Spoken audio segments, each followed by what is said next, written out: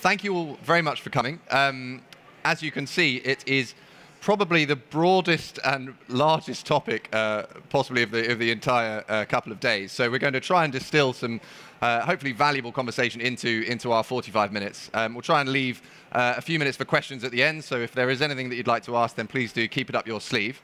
So as we can see, we're addressing the current challenges. We're not going to address all of the current challenges because that would be impossible. But across the wealth of experience on this panel, hopefully we can start unpacking some of the key areas, really. So I'm delighted to be joined today by Florian Augustin, who's Chief Commercial Officer of HotelPartner. We have Serena von der Heyde, who's the owner of Victorian House Hotel and Georgian House Hotel. Roddy Whiteford, who's the founder of Hotelfone, and John Stevenson, founder and managing director of ZeroProcure. So what I'd first like to do is to set a bit of context, is to ask the panel just a brief introduction to their business, and also how the current challenges across both, mainly from the supply side, but also the demand side, how are these current challenges affecting their businesses directly?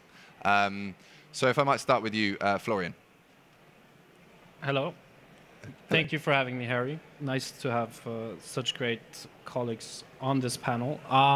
HotelPartner is a revenue management service company and technology company, but we carry service very much at our heart, like the rest of our industry does. If I just, the last couple of years obviously has been very challenging in terms of, as an owner-led and bootstrap company, having the chance to continue doing our work, but being able to finance ourselves.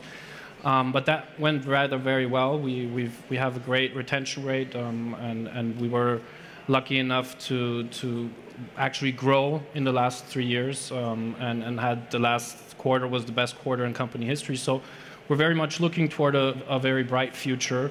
What I believe one of the bigger challenges that we are facing as a supplier or as a service company, which is very similar to the challenges the hoteliers are facing, is finding the right staff and motivating our staff. So we're currently completely redefining our whole employer branding, our whole focus on our people, how we can become an interesting place of work and deliver a consistent service to the industry. And we very much hire people from the industry or with industry background. So we're trying to close a certain gap, and I think there's a huge opportunity, especially on the employer side, to keep people in the industry and still delivering services to the industry without actually leaving the industry, because there's so much alternatives with technology and companies out there where you can still deliver something to the industry, but maybe not be in the classic hotel side. So that's, I think from our side, that's definitely something that was challenging. Mm-hmm. So the staffing and the people side of things. Yeah. Staffing, people side of things, and obviously getting through this whole thing and being able to still be, we didn't lose a lot of clients. We're a service company, so we're not a tech company. So if I lose 15 employees and I gain 100 clients, I come in a very difficult situation because we deliver services, human services as well. So obviously it was like defining the balance of keeping the whole workforce. And every country with different regulations, being furlough or other things that gave us chances to reduce our expenses or overheads. Yeah. But it was a pretty interesting ride, and I hope still on the ride. Still on the ride, very much. Yeah. Serena, how about yourself? As the hotelier among us? Yeah, I think. Can you hear me? No. I think they're. I don't think it's working. No. Can you hear me now? Yeah. Yeah. Brilliant. Yeah. I think that the recruitment piece is such a huge challenge that it's actually it's so in our face that it's very difficult to see around it and see the longer term, sort of perhaps more strategic challenges that are coming at us. I think profitability and margin is increasingly difficult for us all. But when you're spending most of your day running recruitment interviews and so on, it's very difficult to be planning further down the line for these things that are extremely challenging in their own way. It's not working. I think we're just getting the mic up. Okay. There we go. Sorry, did you hear that at all? Right, okay, I'll start again. I'll just introduce myself because I forgot that the first time. I'm Serena von der Heyde from Georgian House Hotel, which is based in central London. We have 60 rooms, independent hotel. and I've been there for 35 years. And we branched out and got a second hotel in Grasmere in 2019, which opened a week before the first lockdown with 20 rooms. And what I was saying was, largest challenge, without a shadow of doubt, is recruitment. It's so huge that it's very difficult to see any of the peripheral challenges around it and start to think, I think, one of the most underlying ones is that our margins are being nibbled away at. And it's very difficult. It doesn't give you enough of a cushion to then face the things, the bumps in the road that are out there for us. Brilliant. Thank you, Serena. Roddy. Okay, yeah, hi. My name's Roddy Whiteford. How are we doing? Do you want to use this? Hello, is that better? Right. Roddy Whiteford, owner of a company called Hotelfone. We have a reservation support business for the independent hotel sector. Without sounding too repetitive, people is undoubtedly the biggest challenge, but we have a bit of a yin and a yang because all the team who work for Hotelfone are home office based. So recruitment can technically be anywhere. And we have both in the UK and overseas, but the challenge is still there in finding people, and the reasons that they want to continue to work in the industry is still hugely important. So we have a good kind of catchment area for people, but people is undoubtedly singly our biggest challenge. You know, we have a number of, some in the region of over 55 hotels that we support with our service, and the team are all hospitality individuals, so they understand the industry, they understand the requirements, but we're still faced with recruitment. And I think to add to that is technology. I think the constant use of upgrading technology and maximising what would perhaps be some of the repetitive work or some of the ongoing work, we're always looking at ways of improving how we use technology to improve that. I'll just go straight to this. Yeah. Hi, I'm John Stevenson. I'm the co-founder of ZeroProcure. We are a free procurement service that work with hospitality clients to make sure that we can address all lines of spend on their P&L. And that can be a mixture of with existing suppliers and new suppliers. Obviously, at this time of where we are in the world right now, it's very appropriate because cost is becoming an increasing worry for a lot of operators. We're here to help them. Brilliant, thank you. So the first key question really is, and it actually comes from some conversations that I had with all of you individually ahead of today's talk, was constant the strive to be more resilient. Serena just mentioned those bumps in the road, the margins are being eaten into, and it's being harder and harder to overcome those bumps in the road. I'll first come to you, Serena, but what does operational resilience look like for you, and how, and for your two properties, how are you trying to position yourself in the most resilient way possible? Okay, well, first of all, back to the margin again, but I was looking back at my figures over the last 35 years, and just looking at the profit to turnover figures of that time, and my margin has actually halved in 35 years, which just shows you that doesn't leave you a bigger lump of cash for the rainy day or the things that go wrong, and for instance energy that goes wrong. And so I think that we have some advantages as independent businesses because we can be nimble and we can be flexible. So for instance, if we get really quiet during the winter and we are suffering from the recession and we don't have demand, then because of the way our building is built in 1851, but the way the boiler systems are set up, we can actually just close off sections of the hotel, and if we need to, we can survive in one part of it to actually be servicing the amount of the building that we can afford to keep open and match the number of guests we have in. I think as well that we can be quite nimble in terms of picking up on what the customers need and what they're looking for, so that, for instance, if we are looking at recession now and people's spend starts to go down, well, the way that we're selling the hotel can change. So rather than selling, for instance, a night with breakfast, and we can actually start to break that down so that we're trying to get room only, that we're doing non-refundable so that we've got money in early that gives us cash in the business.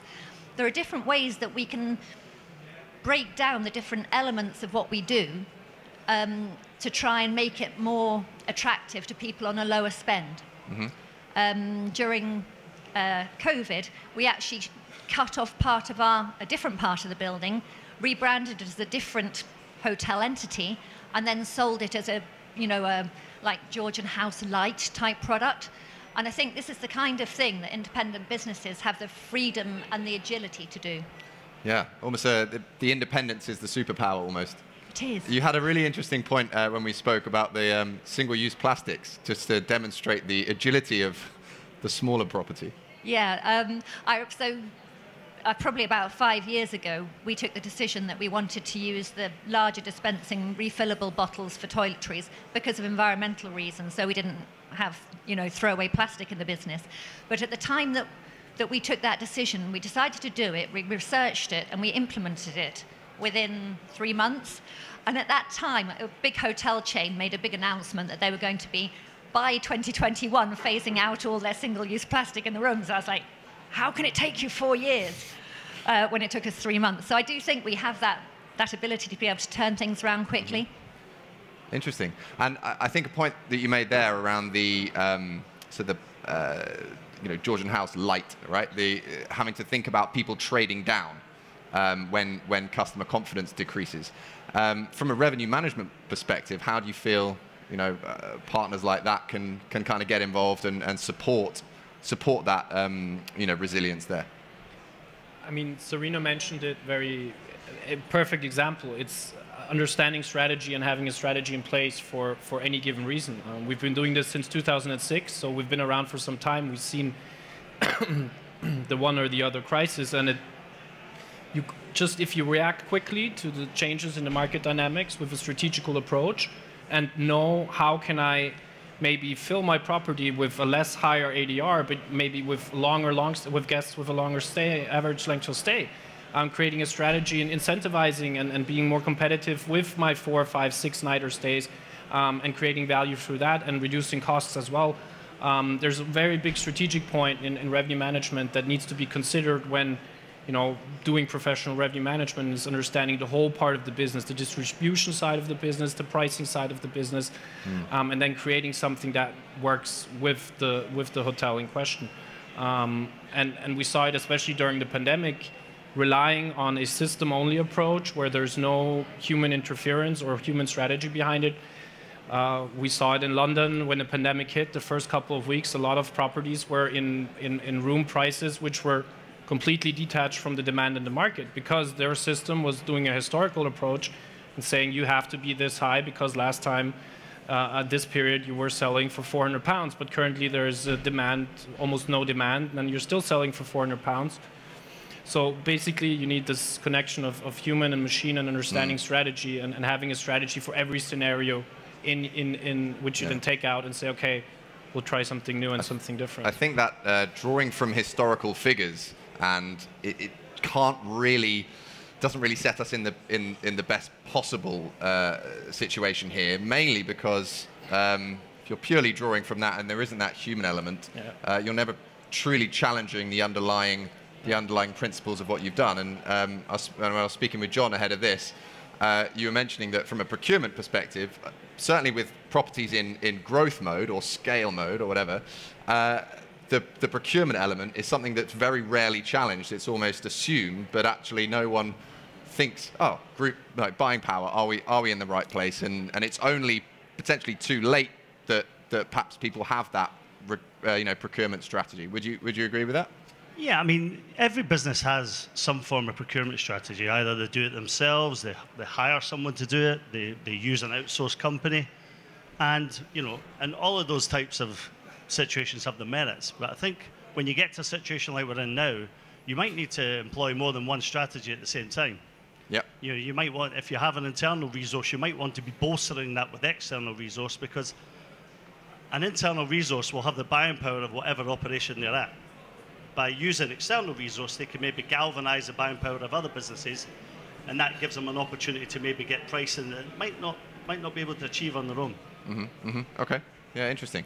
And with regard to the group buying power part, like tell us a little bit how your business works, because it's a little bit different to how most people work. Is that correct? Well, sure, yeah. I mean, you know, if you have an independent business who want to, we'll just use drinks as an example, they maybe want to try and negotiate a deal. What we would look at is trying to find a number of businesses who are looking to do the same thing at the same time, take that to the suppliers and say, you know, if we can get a better price for them all, you'll actually be able to get a larger group of businesses coming to you. So it's effectively just galvanizing the buying power of all these independent businesses, yeah. Interesting, good stuff. And Roddy, in terms of the support that you provide, you know, reservations teams, how do you feel that I think there's kind of two ways to look at it. Either it's the outsourcing approach, but there's also the demand side. It's making sure that no call is left unturned. Is that something you were mentioning to me the other day? Yeah, I mean, in terms of, I'll reiterate a little bit what Serena said, in coping with the challenges, it's all about, in my mind, communicating with both our customers and the people who work within the business. You know, it's always the people that are the most important part of it.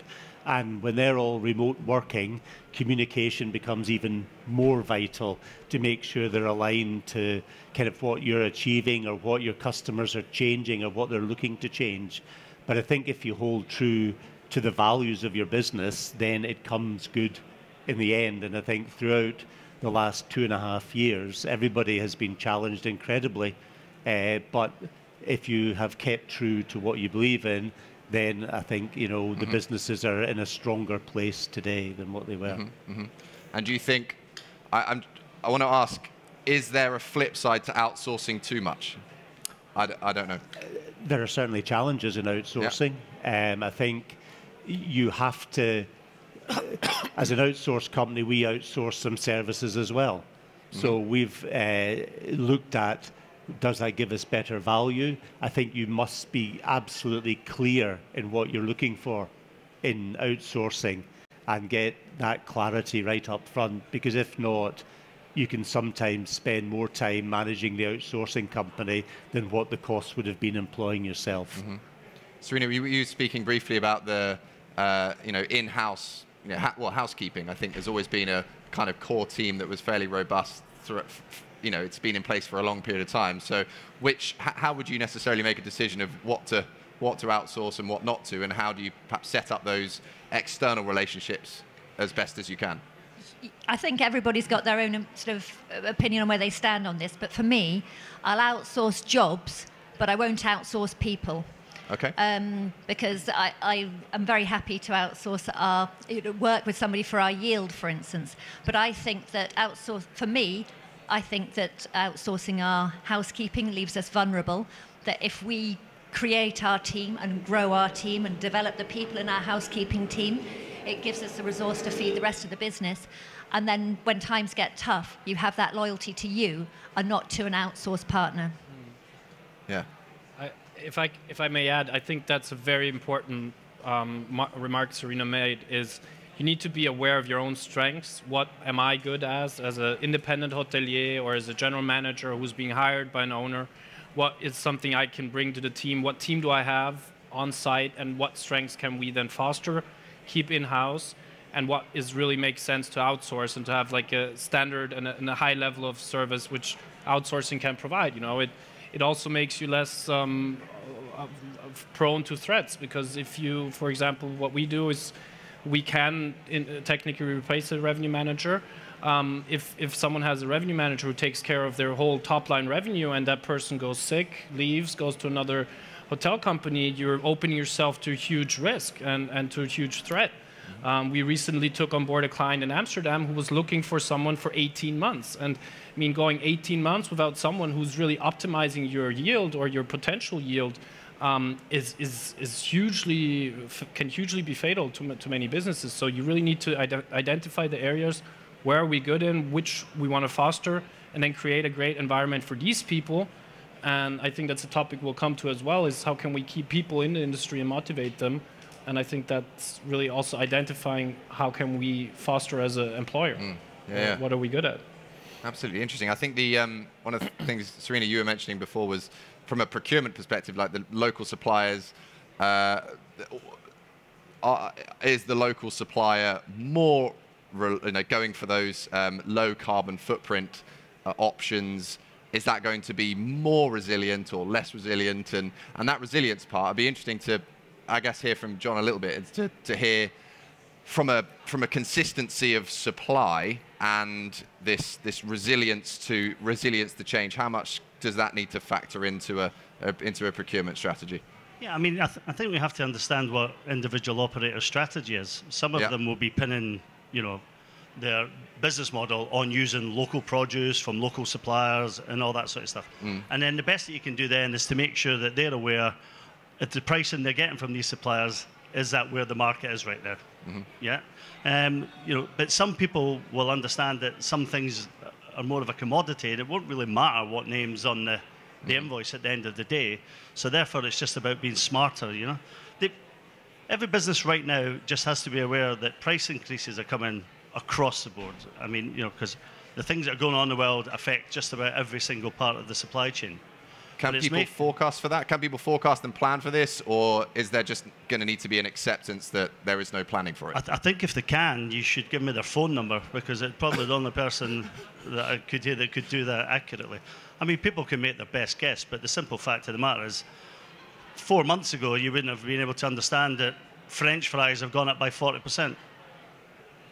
Nobody's going to be able to tell you those sorts of things in advance. And as it is at the moment, the decisions that are being made by people of a higher pay grade than me, we're really starting to wonder what's coming next. So to try and control the things that you can control by understanding where the market is and making sure that the stuff that people buy is in line with where that pricing should be, and actually having a view across many, many different businesses and different suppliers, it gives you the opportunity to be able to say, yeah, you're in line with where you should be, or actually you could do better in some other areas. Are you seeing people approach, contracts with a much more shorter term? We need to be light on our feet and nimble, or are people trying to typically lock in things for a longer period of time at the moment? It would completely depend on the supplier relationship. Some people might want to lock into a price with the customer, but to give the supplier some sort of certainty of business, they'll agree for a period of time to work with each other. Other things you might not want to tie into for too long, because you'll feel as if you've got your fingers burnt if you tie into a high price for something. But the simple fact is, you just don't know. I mean, energy is it's a minefield at the moment, because nobody really knows what's going to happen in the next 6 months. We have our fingers crossed and we think, it might go back to where everybody feels comfortable, but nobody really knows. Yeah. Interesting. Thank you. So the topic of staffing came up, I think, across everybody. I think there's possibly multiple schools of thought on this, but are we feeling perhaps the younger generation, where their careers are perhaps more horizontal and transient and hopping between lots of different types of jobs, potentially within in the sector, potentially outside the sector? How do we create resilience in a workforce among a generation that perhaps is far more used to being horizontal and transient with their career path? I know we had a brief conversation about this morning, but it'd be interesting to hear from, perhaps you, Florian, first. Yeah, well, I might have a more controversial opinion. I do not believe that the younger generation, the 20 to 25, 28-year-olds, are less resilient than maybe other generations were. I think that they are just much more, have a different aspect of how they are motivated, and you need to find that aspect as a hotelier. How can I bring that atmosphere and that attitude into the company, into the hotel? Yes, rooms will have to be cleaned, and it probably still very similar to how we cleaned them 20 years ago. Food will still need to be cooked and served, but the atmosphere surrounding that, the people leading these teams, what mindset do they have? How do they approach the subject of treating employers or employees? I think is very key. And I think we as an industry, are always very easy to go down the route and said, this is how we've done it forever, and this is how we'll keep on doing it.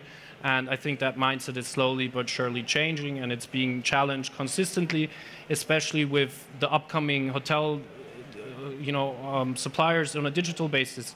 There are so many new PMS companies, you've all heard of them in the last couple of years, coming out and about, who first of all focused on the employer branding, on the marketing side, and creating a startup Silicon Valley flair attitude, creating benefit packages that are just so outside of the norm of our industry that really motivates those players to stay in the industry. And 80% of their workforces are people from the industry. So it really shows that there's enough demand, I think, from the younger generation there to work in the industry.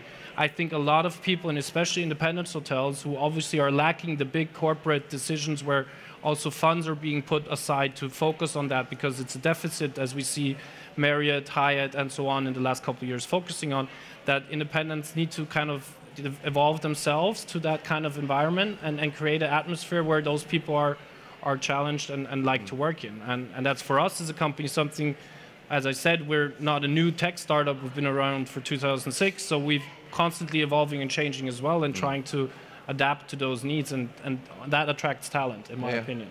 So let's say and we have maintains it on a longer period as well. So let's say we have, we want a 4-day week, we want lunch provided, we want, our birthdays off, we want all of this. How realistic is that to actually achieve in the industry if you're not? So obviously we had examples here where I think Roddy has a great business case that shows how you can work in the future. Well, that's very kind of you. I think talking about, if we had all sat down 2.5 years ago and said, this is what the world is going to look like for the next 2.5 years, everybody would have thrown their hands up in horror and said, no, can't do this, we ain't going to do that, no, that's not possible. And look at what everybody has had to go through in the last 2.5 years. So flexibility is in the mindset. Yes, it was forced upon us, but I think you just absolutely have to look at what individuals are motivated by. It can't be fully pick and choose, but I think you do have to look at the motivation of why people are doing the job, what do they want out of it, and do your best to satisfy that. You're never going to do it 100% all the time, but absolutely with all the changes that we've all gone through, and I don't know that it's finished yet, everybody has got the ability to flex and change and do things differently, and I think that is a really important lesson for us all. Brilliant. I think it's true that, I agree that the younger generation is just as resilient as generations gone past, but I think it's harder to hook them perhaps. We find it harder to get them really sort of pulling our way to start with. And I don't think it is 4 days off or more pay or superficial things, to be honest. I think it's much more, we find, it's much more to do with the ethos of the business. So for instance, we employ, out of our, let's work out my percentages, probably about 10% of our, more than 10% of our workforce has a disability.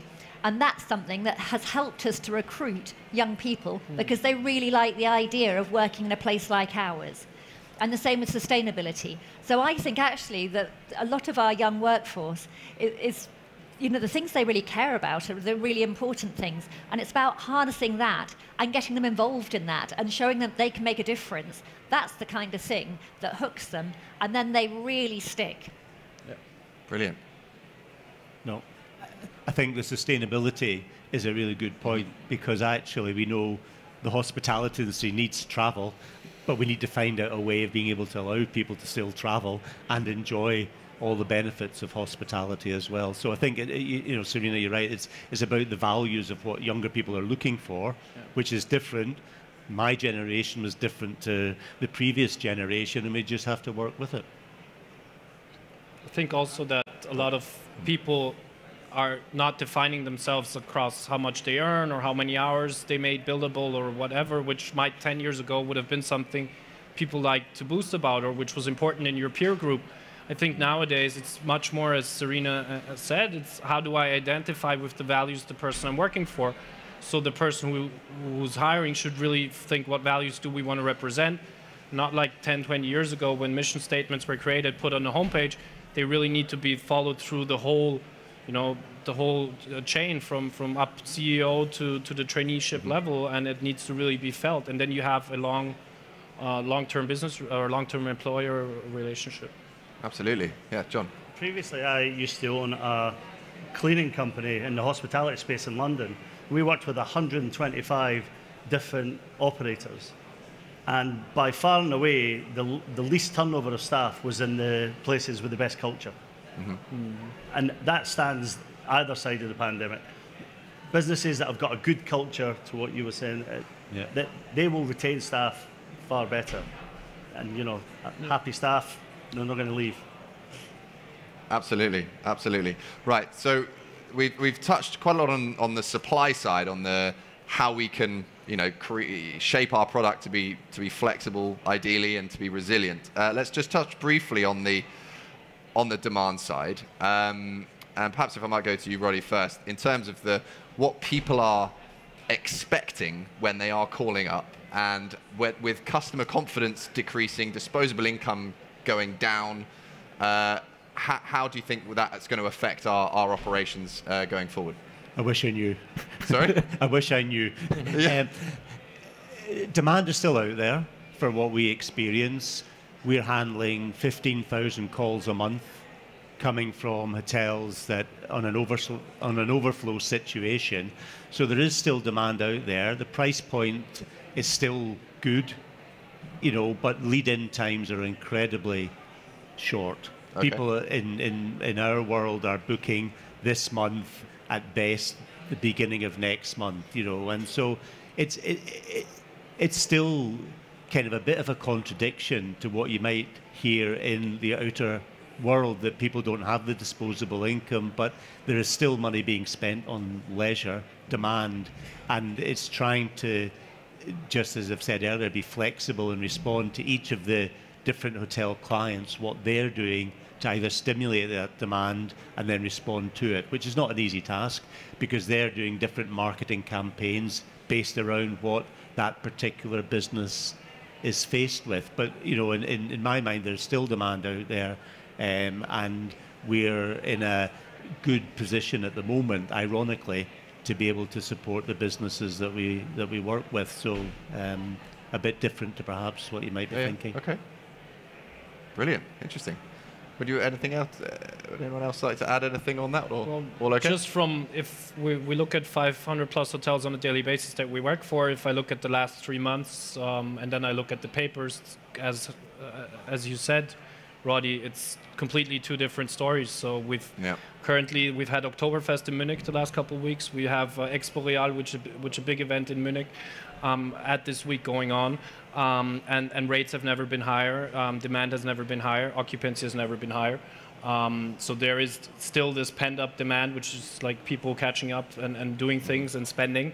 I think we can, you know, we'll get a bit bigger, better picture in the next 6 to 9 months with COVID coming back now and all these things, how it will actually then, you know, impact the rate performance and so on. But the last 4 or 5 months, I definitely can't agree. So we're like, if you say you count in inflation and cost, we're still at least 20-30% higher rates than what would have been required to be profitable. So it's still being paid.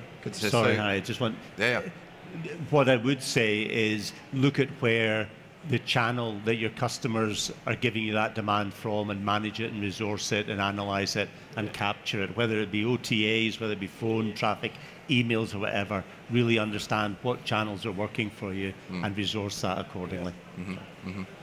Brilliant, fantastic. So we've got a few minutes now for some questions. So I don't know how we're going to, do we have another microphone? Or wonderful, good. Be great if anyone might have any questions for any of the panel. I've got a... Oh, goodness. You've got a question, all right. Yeah, I've You got a can keep question for the thinking panel. Well, it's more of a kind of request. Because we're having to... recruitment's an issue. We're having to employ and then train a lot of people. Anybody making software for our industry, which obviously is a great way to go because it's reducing the amount of resource we need, please could you make it as visual and intuitive as possible? That's it. It really helps when you get... It's a reasonable request. Yeah, it makes a huge difference. If you're having to train something that actually is not very easy to understand to somebody that's never worked in the industry before, the more that we head to easy, visual, trainable stuff, the easier and better the standard of service will become. Yeah. Actually, that training piece and making it easy, if we are having to really have staff hit the ground running when they come on board, you mentioned something about your menus, which I thought was quite interesting. It was great. You were saying that based on the skill sets that were in the kitchen at given times, the menu could...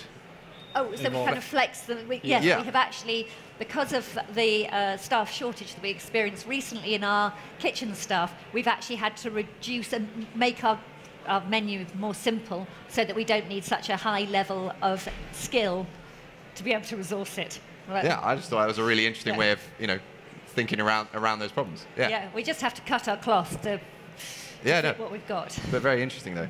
Technology is such a great opportunity for hotels to create environments which help onboarding. You can have big companies have had a completely digital onboarding process since ages.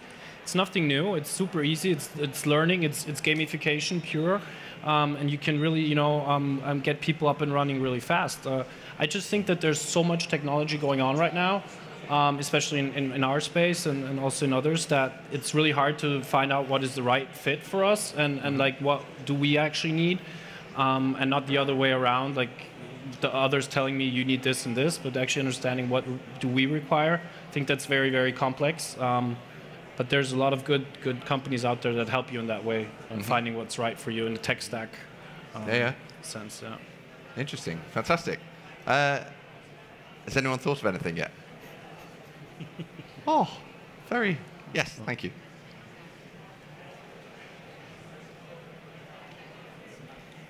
I'm an owner of a small boutique hotel in the Isle of Wight, which obviously has its challenges because it's on an island. And previously, we had quite a lot of Europeans working on the island, which obviously we don't have now.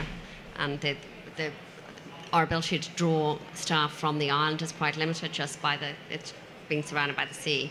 And I was just wondering if there's any industry approach to be able to get more hospitality professionals into the UK, where we used to be able to before, because obviously it's considered low skill by the government. It just makes it quite tough, even on exchange programs, even for a short time. I know they've done this in agriculture, but I don't think it's been so easy for hospitality. Yeah. I'm just drawing on the qualified staff point. Hospitality rising. There's that. Yeah. Ah, okay. I don't know too much about hospitality rising. There's hospitality rising, which is this opportunity for us all to contribute to be able to publicise hospitality as an industry, which is a kind of roots up initiative. But yeah, I was looking at a graphic the other day, and people going through a formal hospitality education is just at almost a fifth of the level. Please don't quote on numbers, I just remembered the lines and stuff, but I think it was significantly lower than this time 10 years ago. And I think, certainly that apprenticeship scheme, I think I was listening to there was a talk at the last National Hotel Marketing Conference, which was actually trying to create a desire to go into hospitality right at age 13, 14, 15 through partnerships with schools. And certainly in Cornwall, I can't remember the exact hotel name that was doing this, but had partnerships with schools, knowing that pretty much everyone in Cornwall who has perhaps had family involved in the hospitality space, they just want to get out and do something different, and it's trying to communicate that it is it's a fantastic industry to be in, and I think it goes all the way up. But your point around coming in from Europe and overseas, I can't necessarily comment too much on that, unfortunately, but I don't know if anyone else might have something to add on. Yeah, there's a company called Workforce. You might want to look them up. They're specialised in trying to find people from different countries and that as well, and help with any particular visa applications and that. You might just want to have a look at that, see if they can help. I think that perhaps we should think about rebranding hospitality training and perhaps post it more as a leadership training, because in fact that's what it really comes down to, isn't it? The other bits and pieces we can learn along the way, but if we have leadership and finance, then those are the things that we really need to be able to run our businesses. And if people saw that as a leadership and finance type qualification, they would feel less handcuffed by it and think they would see that their opportunities as being far wider. So I think that's an opportunity for the future for hospitality training, is to shift it a bit about how we sort of roll it out.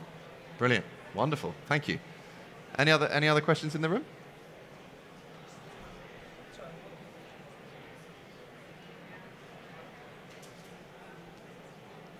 Hi guys. Thanks for today, by the way. What's your priority on spending for, you mentioned about technology and staffing and service.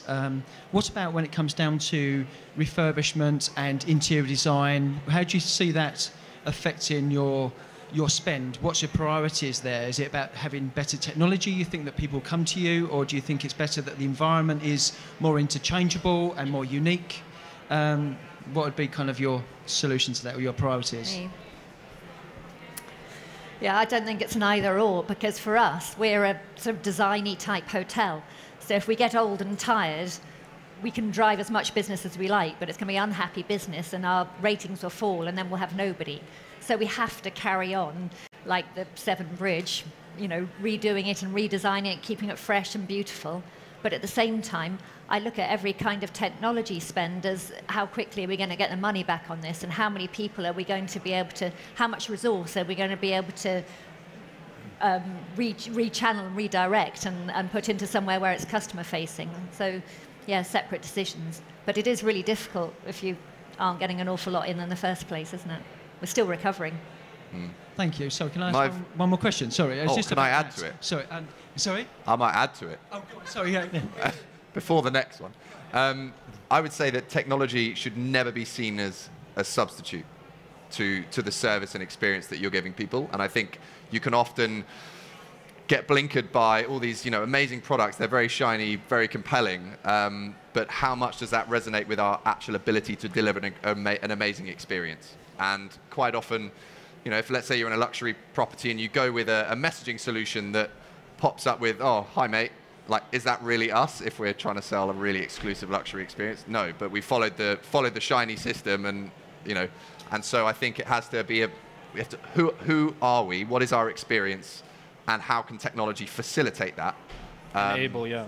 An enabler. An enabler. And so if your comparison of technology investment versus interior investment, if the technology is enhancing the experience, the overall experience, both physical and digital, then great.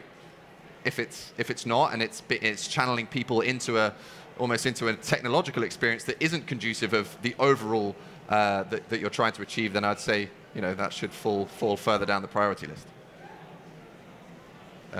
Anyway, you had another question, so that please actually go. answered my question, actually. So yeah, I should have stayed quiet. Thanks. Oh, there we are. Sorry. I don't know if anyone else has anything to comment on that one, or there we are. Got the signal. That's all, folks. But thank you very much for coming today. I hope you found that valuable, and thank you all to these wonderful people.